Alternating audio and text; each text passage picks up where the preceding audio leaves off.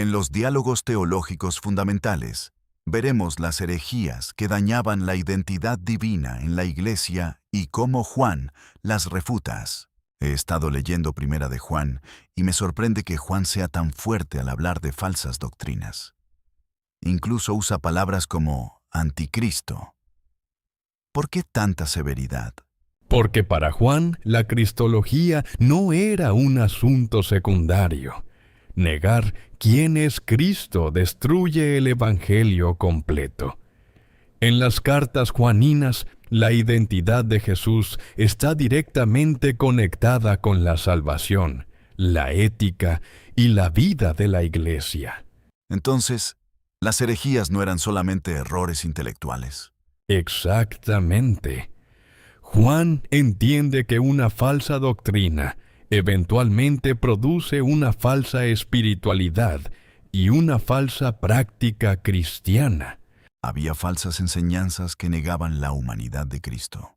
Una de las cosas que más noté es que Juan insiste en que Jesucristo vino en carne.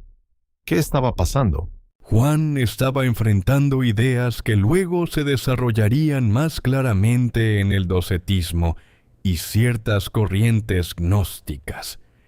Estas enseñaban que Cristo solamente parecía ser humano. ¿Por qué consideraban la materia mala? ¿Sí? El pensamiento gnóstico despreciaba lo material y exaltaba únicamente lo espiritual. Entonces concluían: si Dios es puro espíritu, no puede tomar un cuerpo humano real. Pero Juan responde directamente a eso. Correcto. Mira cómo comienza Primera de Juan. Lo que hemos oído, lo que hemos visto con nuestros ojos, lo que contemplamos y palparon nuestras manos. Juan está diciendo: Cristo fue real. Lo vimos, lo tocamos. Eso destruye completamente el docetismo. Totalmente. Además, Juan afirma: todo espíritu que confiesa que Jesucristo ha venido en carne es de Dios. Y luego añade: todo espíritu que no confiesa que Jesucristo ha venido en carne no es de Dios, y este es el espíritu del anticristo. ¿Por qué era tan grave negar la humanidad de Cristo? Pero alguien podría decir, bueno, ¿qué importa si Jesús solo parecía humano?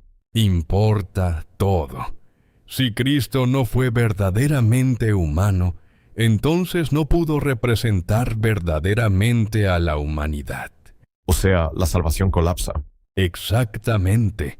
La soteriología depende de la cristología.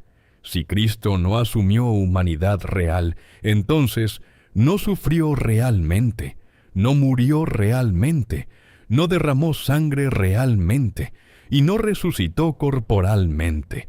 Entonces la cruz sería solamente una ilusión. Eso explica por qué Juan conecta continuamente la encarnación con la expiación. Sí, Juan entiende que solo un Cristo verdaderamente humano puede morir por seres humanos verdaderos. La filosofía o enseñanza herética que había hecho mucho daño en la iglesia cristiana fue la del gnosticismo. Entonces el gnosticismo no era solamente filosofía rara, era una amenaza pastoral. Muy pastoral, porque el gnosticismo producía dos extremos peligrosos. ¿Cuáles? Primero, elitismo espiritual.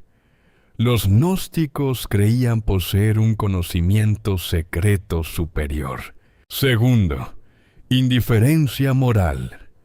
Como consideraban el cuerpo irrelevante, pensaban que el comportamiento moral tampoco importaba mucho. Y eso explica por qué Juan insiste tanto en el amor y la obediencia. Exacto. Para Juan no puede separar doctrina y conducta. A Juan no solamente le interesaba que la iglesia sostuviera una buena doctrina cristológica, ortodoxa, sino que él muestra una ortopraxis cristiana, refutación ética. Eso me parece fascinante. Juan no solo refuta herejías intelectualmente, también éticamente. Muy cierto. Él dice: El que dice que está en luz y aborrece a su hermano, está todavía en tinieblas. Entonces la evidencia de una cristología correcta es el amor. Precisamente. Juan argumenta que quien niega la humanidad de Cristo termina deshumanizando también a otros. ¡Wow! Eso es profundo. Porque si Dios verdaderamente tomó humanidad, entonces la humanidad tiene dignidad. Negar la encarnación eventualmente destruye el amor al prójimo. El problema del pecado y la mala interpretación de la perfección cristiana. Hay otra tensión interesante. Juan dice que todos pecamos, pero también dice que quien practica pecado no es de Dios. Sí, y algunos interpretan eso erróneamente como perfeccionismo absoluto. Entonces, ¿qué quiere decir Juan? Juan distingue entre cometer actos de pecado y vivir practicando el pecado como estilo continuo de vida. El creyente verdadero todavía lucha con pecado, pero ya no vive cómodo en rebelión constante. Y la solución sigue siendo Cristo. Exactamente. Juan dice, si alguno hubiere pecado, abogado tenemos para con el Padre. La respuesta al pecado no es negar nuestra condición, sino acudir continuamente a Cristo. La relación entre verdad y amor. Algo que noto es que hoy algunas personas enfatizan solo doctrina y otras solo amor. Juan jamás separaría ambas cosas. ¿Cómo así? Para Juan, la verdad sin amor produce dureza, y el amor sin verdad produce engaño. Por eso insiste tanto en permanecer en Cristo, amar a los hermanos, obedecer los mandamientos y rechazar falsas doctrinas. Todo está conectado. Aplicación a la iglesia actual. ¿Crees que estas herejías siguen existiendo hoy? Sí, aunque con diferentes nombres. ¿Ejemplos?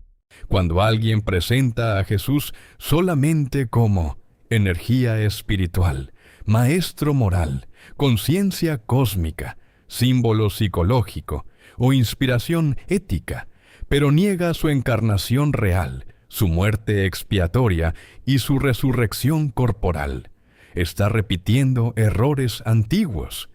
Y también cuando la espiritualidad se separa de la obediencia. Definitivamente. Juan diría que una experiencia espiritual que no produce amor, santidad y obediencia no proviene verdaderamente de Dios. Conclusión.